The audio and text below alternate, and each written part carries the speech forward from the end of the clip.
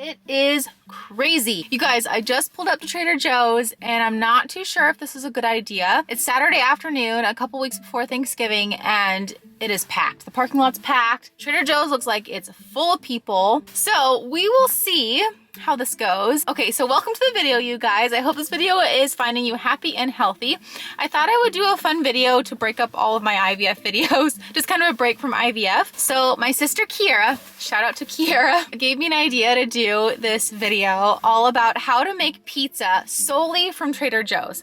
Trader Joe's pizza crust, Trader Joe's cheese, Trader Joe's everything pizza. It's Saturday evening and normally Josh and I have date night, but we kind of had a date night last night, sort of like after my egg retrieval. We didn't feel like cooking, and so we got a bite to eat out. Anyways, we're on a budget and we're just gonna do pizza making night, just ingredients from Trader Joe's. I thought this would be a fun video to film. And of course I love Trader Joe's, so I am going to bring you into the store and I'm gonna film everything that I can see that would be fun for making pizza. I will show you what I buy afterwards at home, and I'll show you how we make the pizzas and how they turned out. By the way, if you're brand new to my channel, welcome. I upload 1 to 2 videos a week all about living healthy. Recently, it's been all about IVF because that's all I've been doing lately. But now that egg retrieval is done, and I'm taking a break for the rest of the month, and I'm taking a break for December. So my embryo transfer won't be until January. So if you missed my last video, I will link it down below, my second week of IVF. And if you haven't watched my first week of IVF and you're interested in that,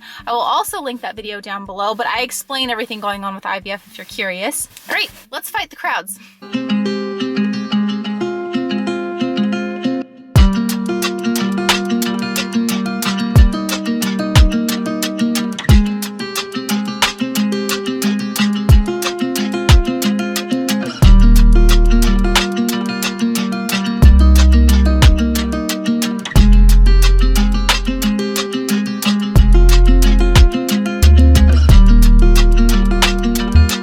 Oh my gosh, that was so crazy.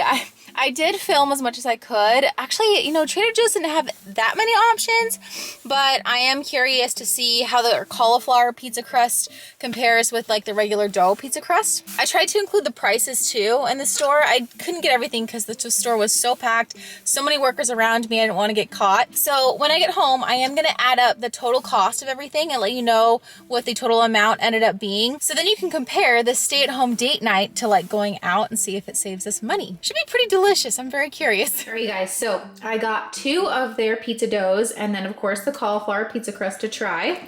Basil, cheese, mushrooms, tomatoes, bell pepper, and then I decided on the chicken sausage because I really like this one. It's organic, good ingredients. And then their pepperoni, they didn't have really any choices, just this one. I'm not too thrilled with it. I was kind of disappointed with their pepperoni choices.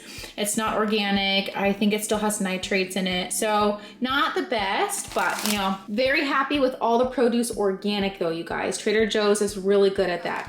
Final price on everything, $55. You cannot beat that. And I got extra pizza dough. I got a ton of toppings that you don't really necessarily need to have a good pizza. So I am very happy with this price. So a stay-at-home date night, really cheap if you want to save money, really good ingredients, way healthier pizza than you would get like at the store. Very excited to bake these pizzas. Now, I will say, just to clarify for you guys who've been following my videos for a while, I've been dairy and gluten-free for a long time.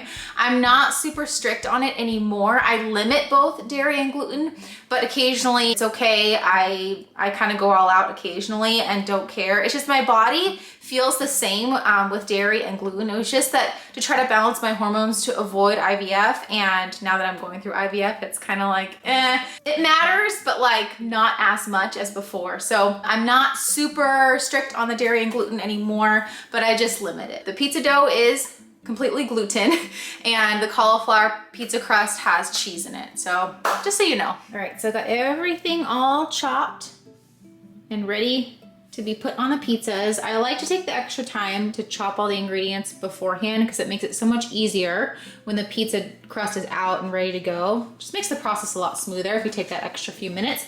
I forgot to show you earlier the pizza sauce and the olives that I got too to put on top. So I got a lot of toppings here. Of course, you don't need all this, but the more toppings, the better, I think. And of course, sipping on some wine while I cook, which you guys know I like to do. The pizza crust is was pretty easy. I tried rolling it out with a pin, but it didn't work because it just kind of stuck to the rolling pin. Just doing it by hand, we're gonna have more of a square shaped pizza, but that's fine. But just stretching it out by hand seemed to work better.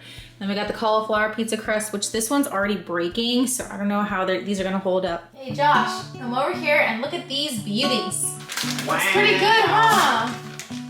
I know. That's a lot of pizza. Are we gonna eat all that? Nope, let's try it. So key is to put most of your cheese underneath all your toppings, and then after your toppings are on, sprinkle on a little bit more cheese, and then you're good to go.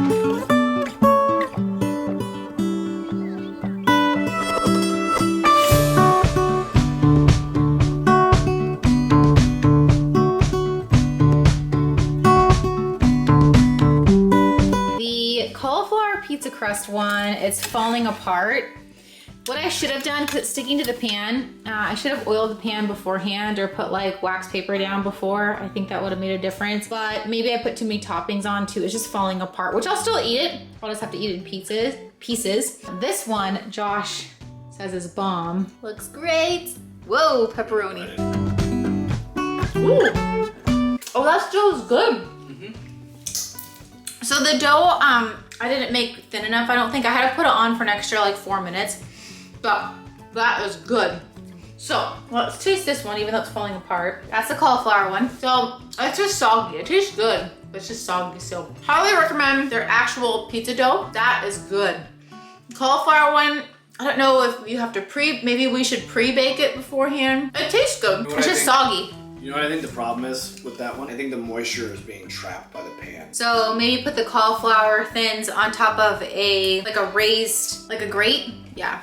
So that the moisture doesn't get trapped underneath it. I know there's ways to do it. The flavor tastes good. The flavor is way better on that one. Yeah, the flavor's really good on the cauliflower crust. All in all, success. I like making homemade pizzas because you can tailor it to whatever diet you're on. So you can put all veggies on it. You can put a lot of meat if you need more protein. I mean, you're in full control of what you want your pizza to be. Overall, I think Trader Joe's pulled through. Of course, you guys know I love Trader Joe's. It's like the poor man's Whole Foods, but they really have a lot of good stuff. A lot of stuff for organic, a lot of healthy ingredient stuff. I hope you enjoyed this video. Please give it a like if you liked it because it really helps support my channel. This was a really fun video for me to make, just kind of a break from all the IVF videos. We're gonna go enjoy these pizzas. I hope I gave you some fun, healthy ideas, and always remember to be kind to yourself.